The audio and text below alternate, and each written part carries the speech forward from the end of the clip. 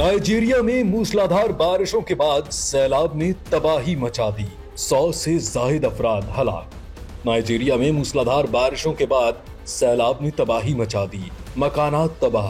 मुख्तलिफ हादसात में 100 से जायद अफराद हलाक हो गए। गैर मुल्की खबरसां एजेंसी के मुताबिक वस्ती नाइजीरिया के मुख्तलिफ इलाकों में शदीद बारिशों के बाद सैलाब ने निजाम जिंदगी दरहम बरहम कर दी और कम अज कम 115 अफराद हलाक हो गए, जबकि ये तादाद मजीद बढ़ने का खदशा है।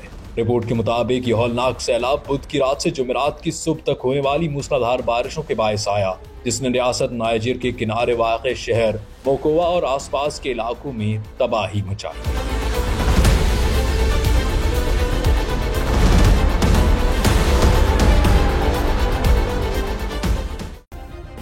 सब्सक्राइब करें और बेल दबाएं ताकि कोई खबर रह न जाए।